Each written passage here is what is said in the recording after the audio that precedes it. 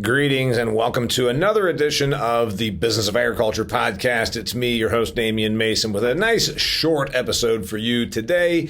And it's going to make you think. It's going to make you ponder. And frankly, it's going to make you possibly a little bit mad. Talking about real estate ownership as it relates to the business of agriculture. You know, I just had on Acre Trader here recently as a guest. We talked about investing in ownership. I had on a Halderman Management people talking about real estate values in agriculture back at the beginning of the new year, 2021. Now we're talking about the future. And this came to me as I've read about 5 articles now talking about this guy, Bill Gates. So what's Bill Gates and company going to do to what happens out here in agriculture land? Meaning, are we going to be more and more controlled by the 1%ers or the upper 1/10 of 1%ers who can swing a big bat legislatively and with their finances? So we're going to delve into that a little bit today, and I want you desperately to think through some of this and look at some of the stuff that I'm seeing and reading because, frankly, I'm a little concerned. But before we get into our discussion, let's remind you that this episode of the Business of Agriculture is brought to you by Harvest Profit. Harvest Profit is a software solution that works as hard for your agricultural enterprise as you do. The whole goal when Nick Horeb started Harvest Profit was a software for your accounting, for all the things you have to manage. You know, your assets, your farm ground, your rents, your income, your outflows. There's a lot of crap going on there, man.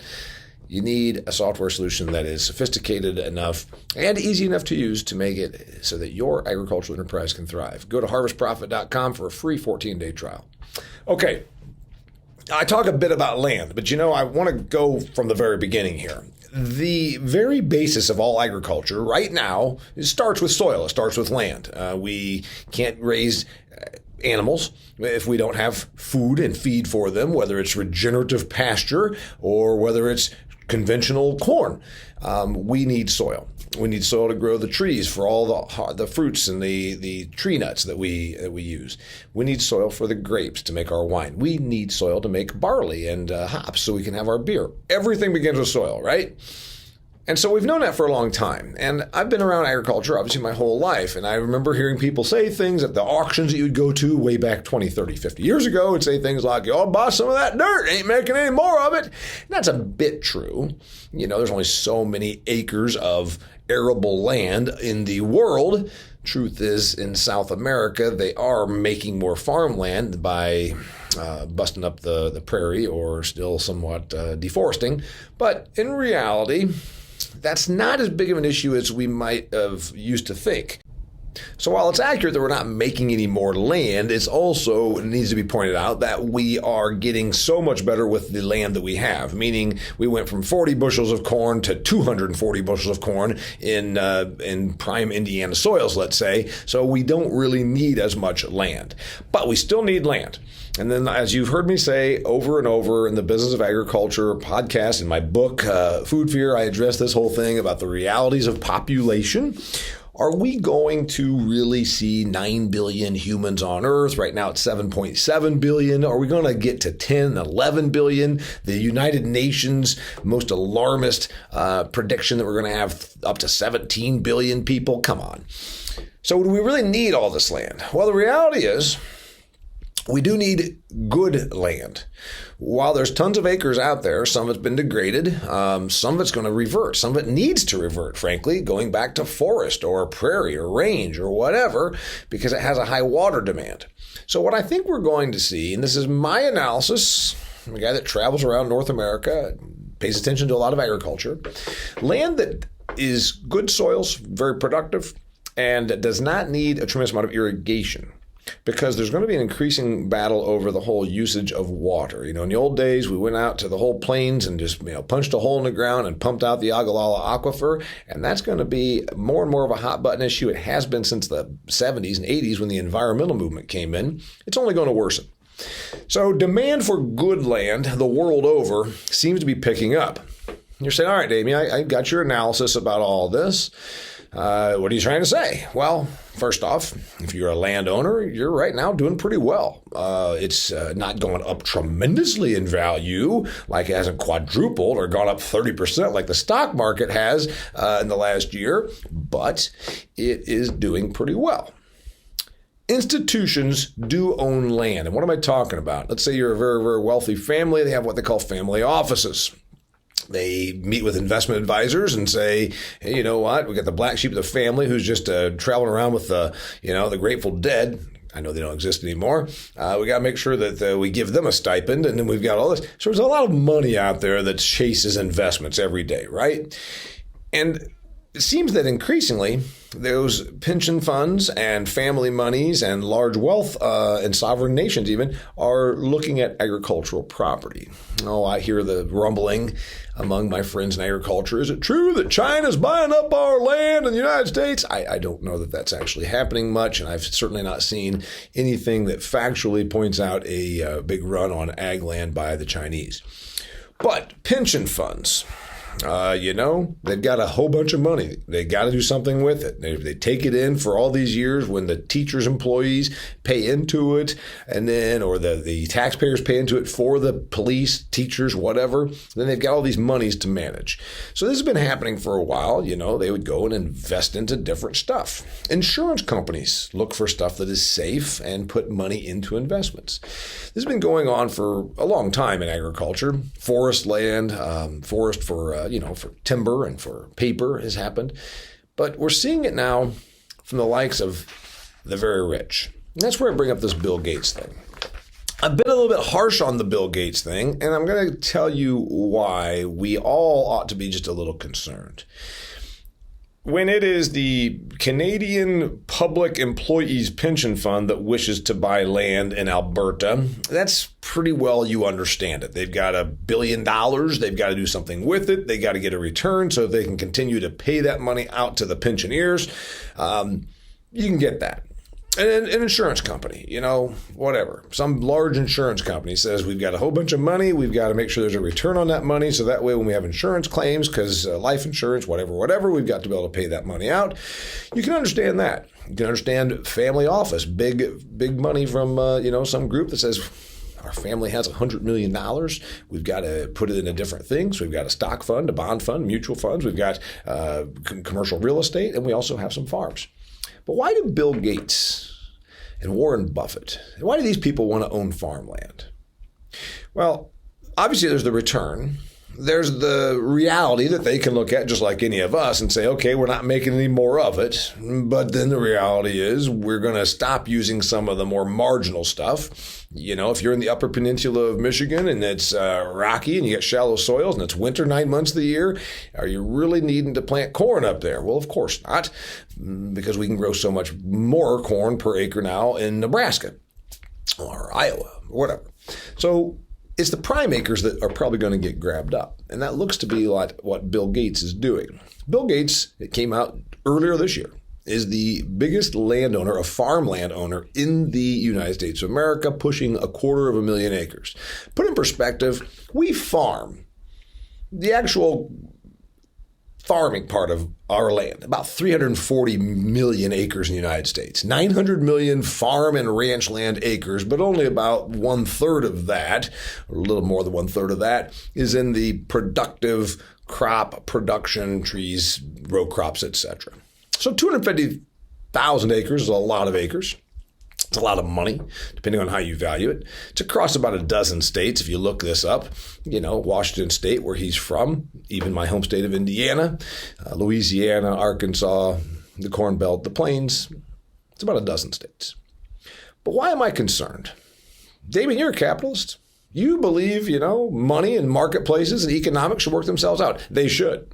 And that's why Bill and Melinda Gates can go out and buy farmland and have done so, and probably have paid a premium in some places to do so. They've been at this for about 25 years. That's right, you didn't know this, but in the mid-90s, they started cobbling this whole thing together because they had so much money. They hired a guy named Larson, Michael Larson, I think is the man's name, a Wall Street guy that'd been an investment manager for a long time, and said, here's a bag of cash. We got to get diversified out of Microsoft. So that's what they've done. Why am I concerned? I'm concerned because billionaires that pose as philanthropists sometimes don't pass my sniff tests. I get the same feeling when I watch televangelists. I get the same feeling when I watch politicians who profess to be altruistic and care so greatly about my well-being when they push new regulations onto me. And Bill Gates seems to be certainly the Davos, with the Switzerland thing where they all get together and they talk about how they're leaders. In case you're not familiar, just Google Davos, Davos, and you'll see what I'm talking about. The political aristocracy aspires to be invited to the Davos gathering, and then the technocracy, the Jeff Bezos and the Bill Gateses of the world. And then, of course, there's even people from entertainment, the rock star like Bono, who's made so much money that now he can fly around his private jet and talk about the evils of climate change. When those people, the ultimate fraction of 1%ers, talk about things like resets and talk about game changers and talk about what the world needs, they're not talking about what might be in your best interest. They're talking about saving you from yourself, saving us from our terrible agricultural practices, and ultimately making the world a better place. But if you ever notice, a lot of the proposals, there's philanthropy behind it, but usually there's something self-serving. And that particularly is the case in Bill Gates, who I think if you keep looking into his entire life and the way he structures things, he's very brilliant at pushing off and passing off philanthropic initiatives that are actually somewhat self-serving. So let's talk about these acres. These acres that Bill Gates owns. He has a lot of influence. He's the fourth wealthiest human on the planet. $130+ billion. You can buy a lot of influence when you have that sort of money. So I'm going to tell you about my concern with where that money goes for all of us in agriculture. But before I do that, speaking of money, I have to make a little bit by telling you about my sponsor. Because this is a shorter episode today, they still get 3 mentions because they're a brilliant company and I so appreciate them. I'm talking about Harvest Profit. Harvest Profit, the software company that says, hey, you've got an agricultural enterprise, ultimately you want to be profitable. How do you do that? You manage your money. It's great you know how to go out and plant corn. Fantastic. But this is a business after all. How do you manage it? How you manage your business ultimately will determine the success of your business. You got enough things you can't rely on, weather, government programs changing all the time, whether your helpers and laborers are going to show up, but you can control your business and how you go about managing it on the financial side. Go to harvestprofit.com for a free 14-day trial. Talking about money. If you've got $130+ billion and you've got all these assets and you've got all of this connection, the ability to call about any politician and maybe influence regulation, though it also is regulation that benefits you, benefits your assets. And then also, what if you are so wealthy, you think in terms of the world can't be better without me doing something. You see, there is this little syndrome. Those that become ultimately extremely wealthy sort of believe that somehow they're supernatural. Is Bill Gates got this going on? I'm not sure. But this idea that they are so successful that they must do something to change the course of humanity, to change how society operates, to change how agriculture operates. So he's worked in third world countries at getting safe water, which is a very noble thing, to make sure that some of the poorest among us in third world countries can have safe, potable water. That's a good thing for the Bill and Melinda Gates Foundation. But what about this ownership of all this land across a dozen states? What do they want to do? Well, it's my prediction that what Bill Gates wants to do is change how we go about farming, how we go about doing what we do.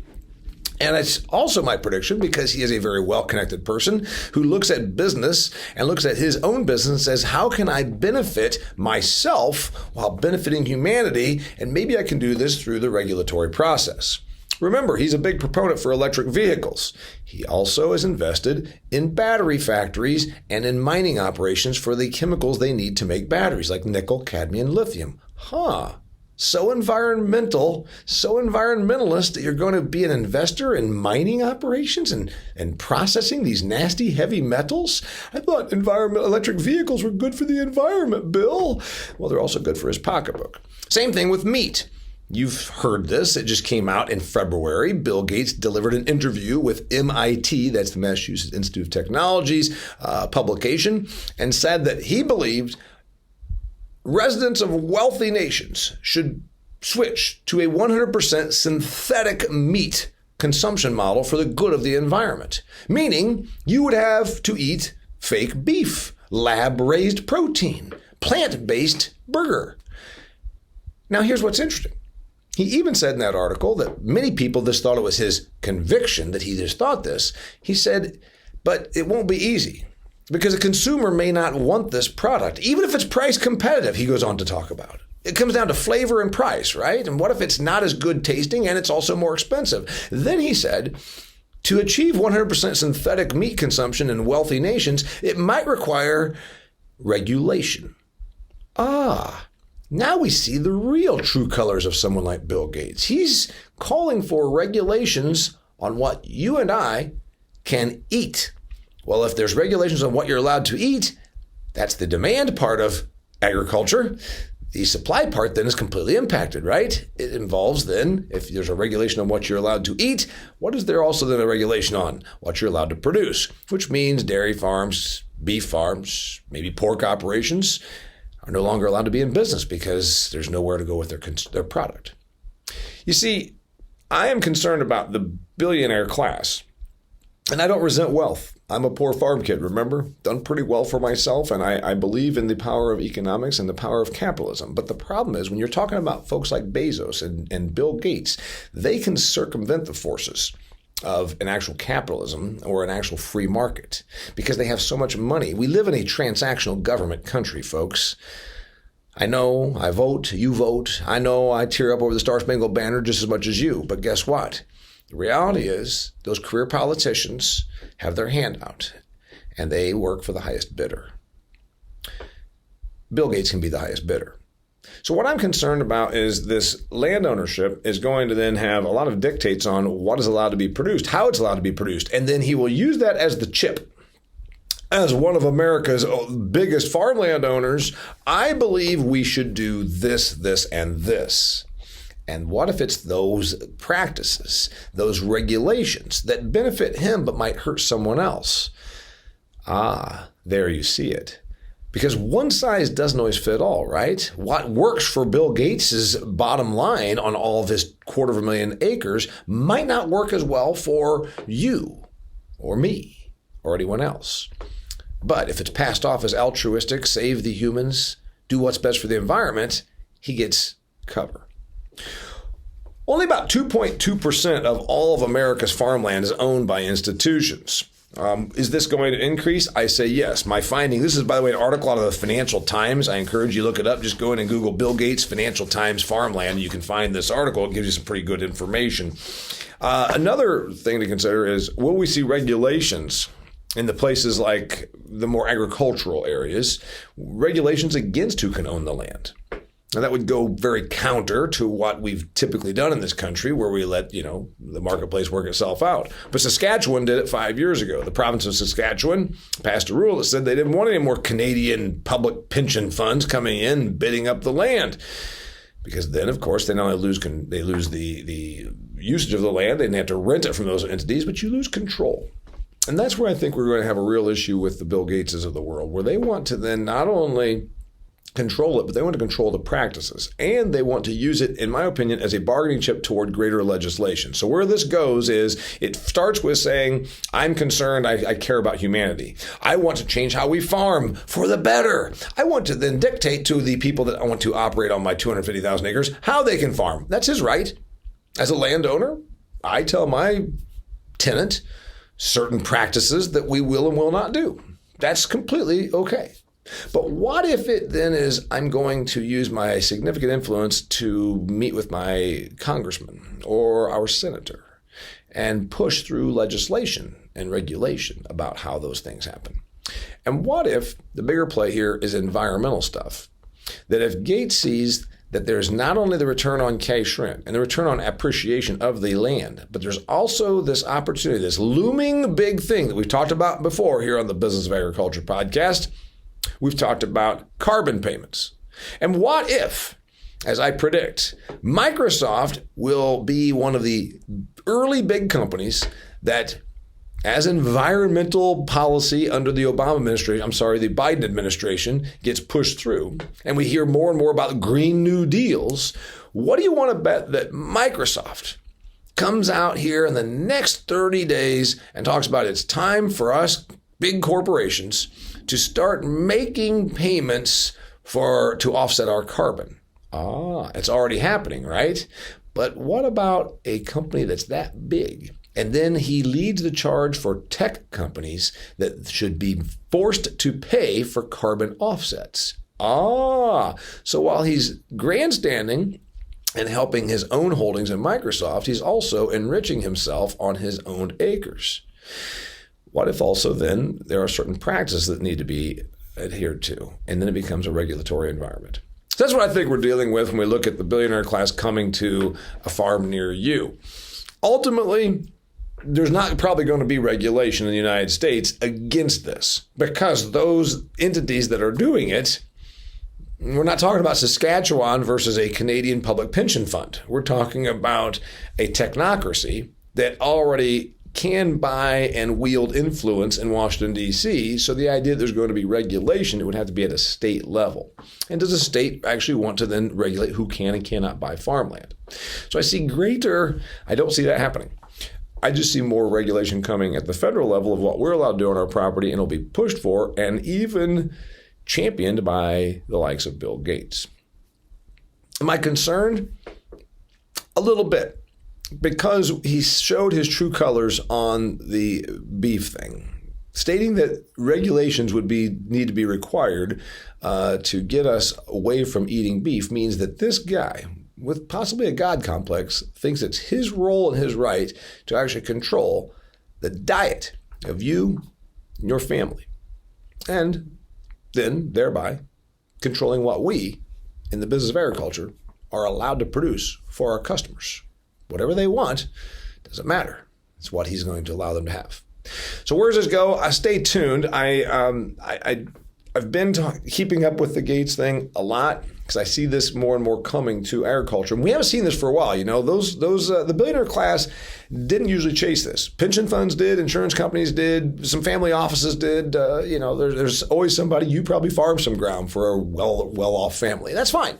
But it's different when it looks like there's an agenda behind it. It's different when it looks disingenuous. And that's my problem with Bill Gates coming to a farm near you. All right. This is the Business of Agriculture podcast. I really appreciate you being here. I will have more great shows coming up for you, as always. Got some great guests lined up. I've got a genetically engineered salmon interview lined up. I've got some political stuff, going to give us a scoop on what to expect going forward here out of Washington, D.C., and a whole bunch of other great topics that we'll be covering. This episode was brought to you by Harvest Profit. I already told you about them. Go to harvestprofit.com and see if they have, it's a free 14-day trial. You can use the product for 14 days and see if it works for you. And then you'll run it through the test right there in your farm office. Till next time, I appreciate you joining me. Thanks. And I will keep you informed as I see it on this topic right here. Till next time, it's the Business of Agriculture.